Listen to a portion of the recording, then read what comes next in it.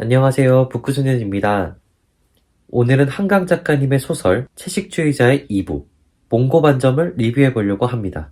지난 영상에서 다룬 1부 이야기가 궁금하신 분들은 상단의 링크를 확인해 주세요.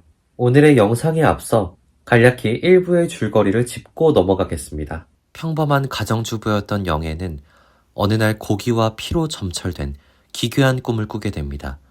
그 이후 고기를 거부하며 삶이 무너지기 시작하고 가족들의 폭력적인 고기 강요 속에서 영애는 극단적인 선택을 시도해 병원에 입원하게 됩니다. 2부에서는 한층 더 심화되며 영애를 관찰하는 시선이 남편에서 형부로 바뀌는데요. 과연 형부는 영애를 어떻게 보고 어떤 관계를 만들어 갔을까요? 지금부터 채식주의자의 2부 몽고반점을 함께 읽어보도록 하겠습니다. 2년 전의 자살 시도를 기점으로 수개월간의 정신과 병동 생활을 끝낸 영애.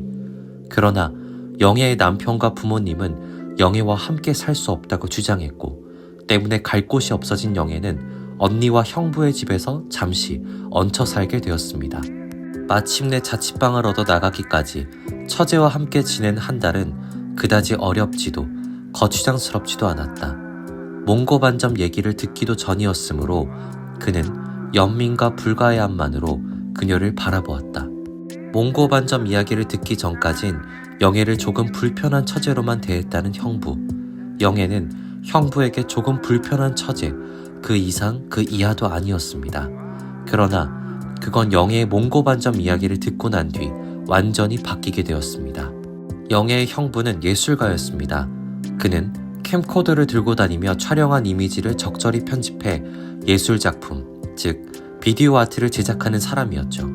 돈을 많이 버는 직업은 아니었지만 화장품 가게와 집안일을 동시에 꾸려나가는 생활력 강한 아내를 얻은 덕에 평탄한 생활을 이어가고 있었습니다. 그러던 중 영애의 자살 시도 사건을 마주하게 됩니다. 그녀가 살았으면 하고 그는 바랬지만 동시에 그것이 무엇을 의미하는가를 그는 의문했다.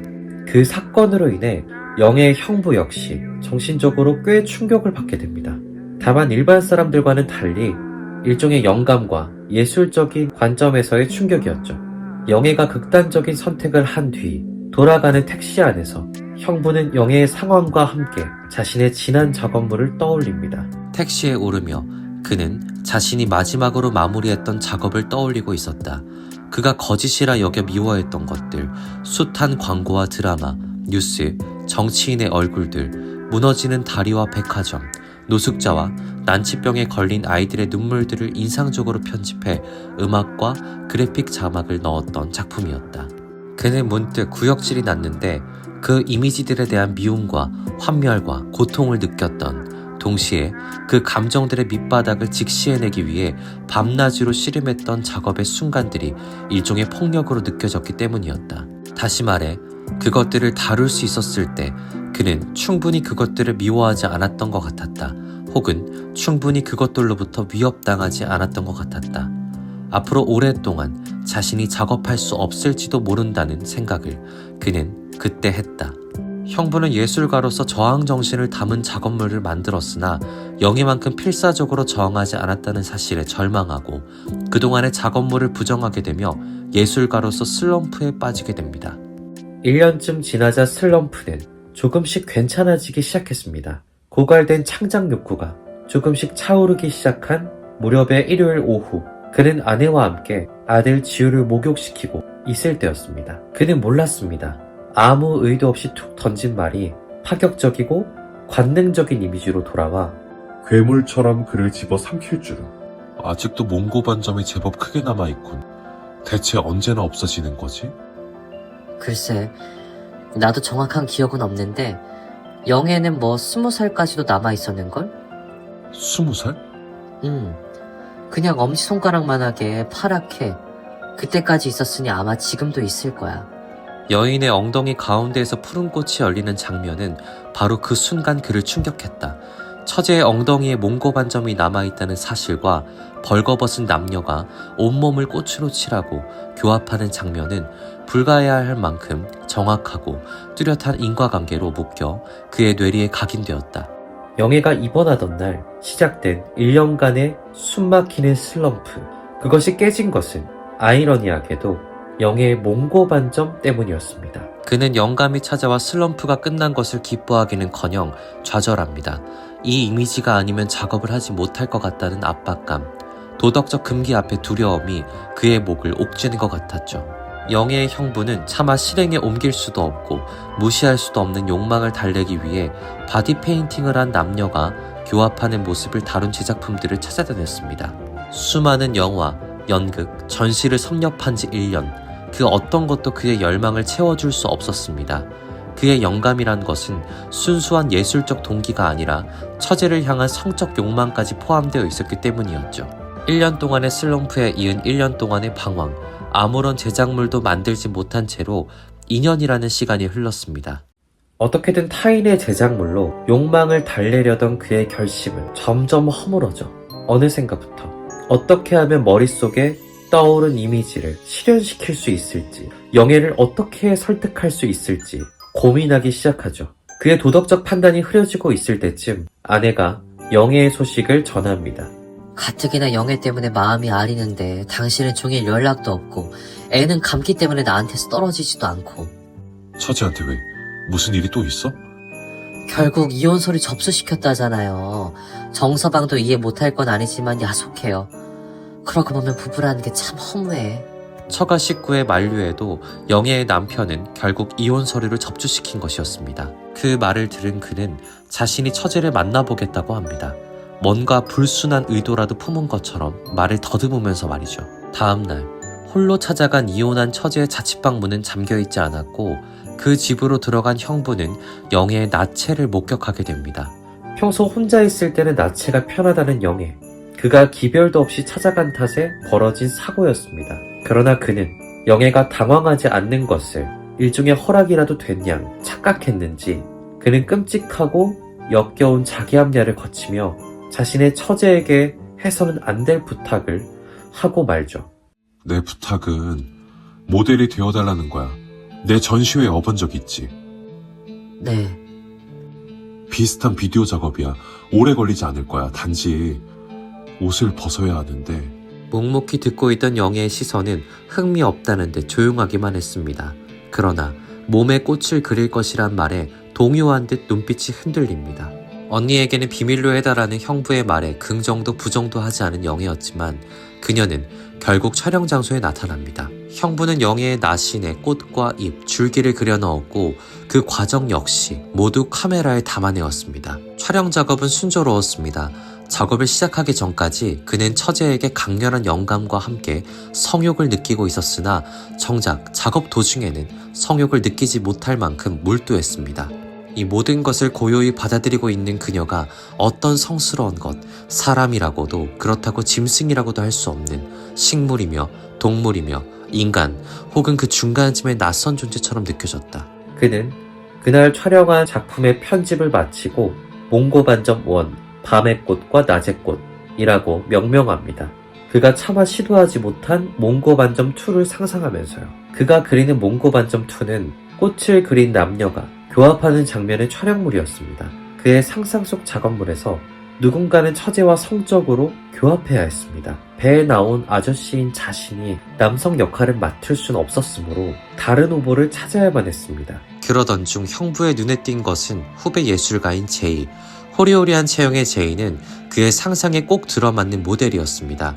그는 제이에게 실제 교합을 해야 하는 일이라는 것은 숨긴 채 촬영 협조를 받아내고야 맙니다. 이틀 후 촬영 장소에 모인 그들은 촬영을 시작합니다. 제이는 그에게도 영감이 될 것이라는 말에 나체 촬영에 동의했으나 점점 더 과감하고 강도 높은 스킨십 요구에 저항하며 촬영을 그만두게 됩니다. 됐어요. 정말 됐어요. 더 취해지기 전에 그만해요. 충분히 영감이 됐어요. 포르노 배우들이 뭘 느낄지 진심으로 알겠어요. 정말 비참하군요.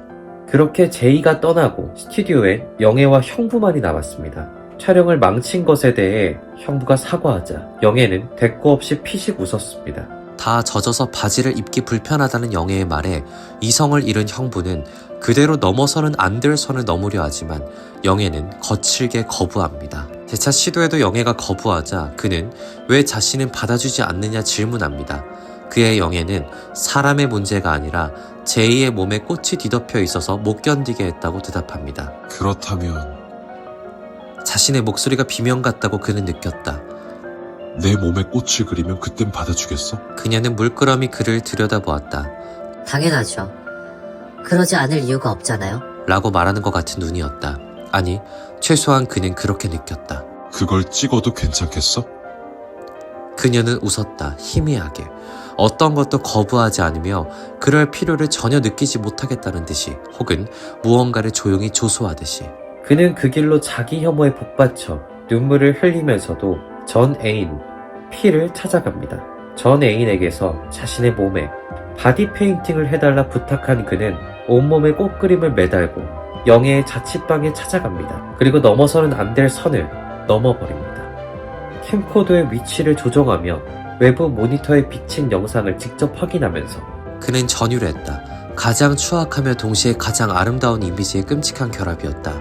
눈을 감을 때마다 그는 자신의 아랫도리를 물들이고 배와 허벅지까지 적시는 끈끈한 풀물의 푸른빛을 보았다. 그날 새벽, 영예는 이제 꿈을 꾸지 않게 될까 궁금해합니다. 영예가 고기를 거부한 계기가 되었던 악몽을 가리키며 영예는 고기 때문에 꿈을 꾸게 된 것이라고 생각했다고 이야기합니다. 고기만 안 먹으면 그 얼굴들이 나타나지 않을 줄 알았어요.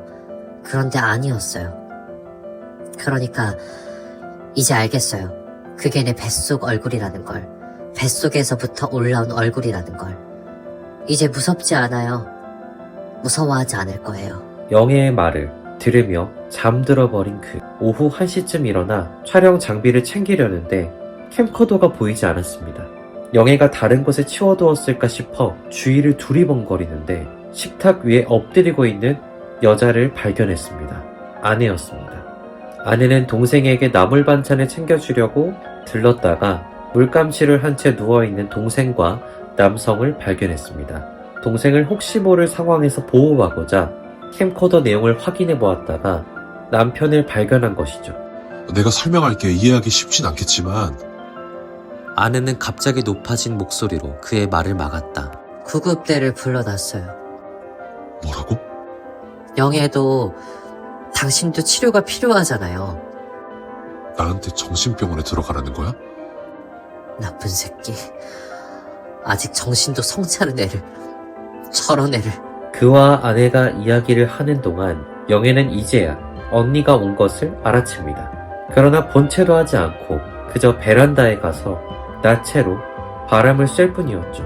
가까워진 앰뷸런스 사이렌, 터져나오는 비명과 탄성, 아이들의 고함, 골목 앞으로 모여드는 웅성거리는 소리들을 그는 들었다.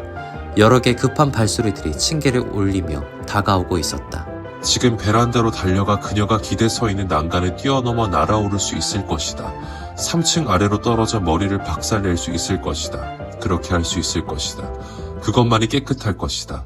그러나 그는 그 자리에 못 박혀 서서 삶의 처음이자 마지막 순간인 듯 활활 타오르는 꽃 같은 그녀의 육체, 밤사이 그가 찍은 어떤 장면보다 강렬한 이미지로 번쩍이는 육체만을 응시하고 있었다. 그렇게 영애의 형부는 파탄을 맞게 됩니다. 한강 작가님의 소설 채식주의자의 2부 몽고반점이었습니다. 제게 있어 2부는 읽는 내내 숨이 막힐 정도로 강렬한 불편함과 충격이 공존하는 소설이었는데요. 그럼에도 흥미로운 인물들과 압도적인 흡인력 덕분에 손에서 책을 놓을 수 없었습니다. 몽고반점에서 가장 많은 부분을 드러내는 인물은 당연히 화자인 형부였습니다. 형부는 예술가로서의 갈증과 인간으로서의 금기 사이에서 갈등하는 위험한 인물이죠.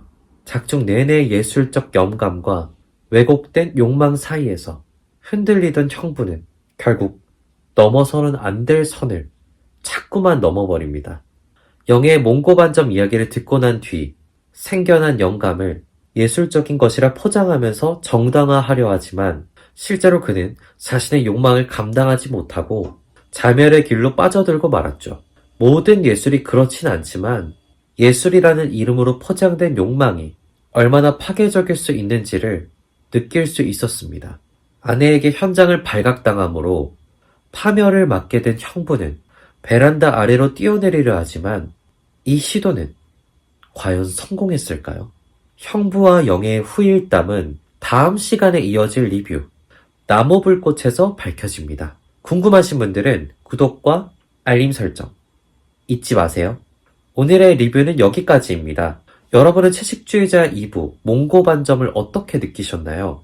여러분의 생각을 댓글로 남겨주세요. 그럼 다음 시간에 만나요. 안녕.